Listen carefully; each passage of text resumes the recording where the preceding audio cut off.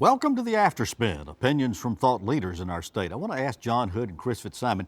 The Center for Responsible Lending has reported that the amount of student debt in our state has increased by 285% over the past decade.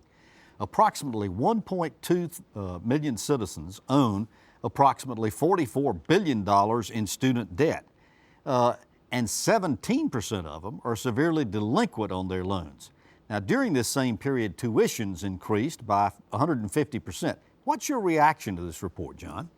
Well, it's very serious. Student debt is now one of the largest forms of indebtedness in the United States. One might say, well, that's okay. It's an asset, education that is worth borrowing money against. And for many students, that's true, but not all students, and plenty of the students on the bubble, on the margin, are borrowing money for educations that may have intrinsic value but will not boost their incomes enough to justify the expense, or they won't finish college in the first place, in which case they've got debt and not much to show for it. I think it is a serious problem. I don't think it's a question of who pays it. I mean, some people think, well, we have all this debt, therefore somebody else should pay it. Well, I understand that argument.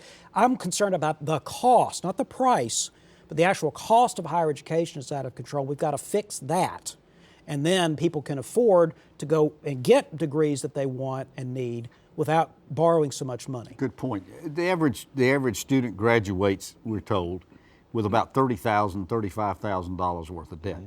Now, you're trying to get started in life. Obviously, you got to buy a car, you've got furniture, you got a place to live, clothing, and so forth like that. What's your reaction to this news? Well, it's hard to get started, especially if you're not in a profession that pays significantly well, but also even the graduate professionals, lawyers and doctors sometimes have, six figures in debt when they graduate.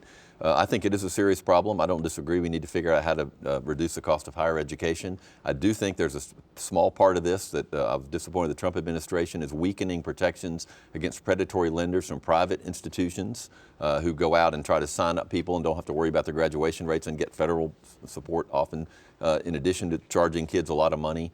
It's a problem that nobody really wants to wrestle with. I do think tuition is part of it. It takes everybody to get on the same page, and there's too many stakeholders making too much money. This business, when Margaret Spellings was president of the university system in North Carolina, this was one of the three principal facets of her administration was cost of education. We talk about it a lot. Can you see any evidence anything's being done? Well, depending on how you measure it, if you adjust for inflation over time, and there's some challenges here, but in some ways the cost of a UNC system education is somewhat lower than it was not too long ago. Now, this had to do with the adjustments to the Great Recession and the extent to which expenditures have not risen to make up the gap as it fell, adjusted for inflation. But we've got to do a whole lot more. I am very much intrigued about what's been happening at Purdue University under Mitch Daniels in Indiana, where they have ameliorated the actual cost. Tuition has been essentially frozen. They haven't raised tuition anymore on students. They haven't made it up with international revenue. There's a lot of people making claims that are incorrect. What they seem to be doing is focusing on non-teaching administrative positions, administrative costs, support costs, which in many have a constituency, and lots of students love all the wonderful facilities, but it's not worth all the borrowed money. It just isn't. Yeah, one of the things that I found intriguing is this NC Promise program that the UNC Board of Governors has instituted, in which they have limited tuition to $500 per semester at three of the universities, usually historically minority universities across the state.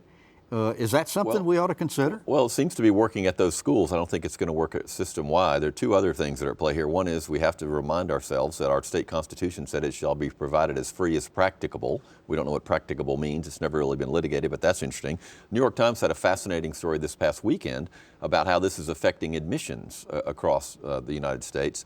And the way it's affecting them is that wealthy kids who are less qualified, there's many formulas. There are admissions, there's third-party admissions companies who are literally ranking kids not just on their grades, but on their ability to pay. And the lower, and as the debt increases, if you don't have a lot of money and you need a lot of aid and you don't have it, or they're worried about you working and so forth, you're at a disadvantage in admissions versus children who are very wealthy and they know that their parents are going to be able to pay the full freight. By admission to. Absolutely. Yeah.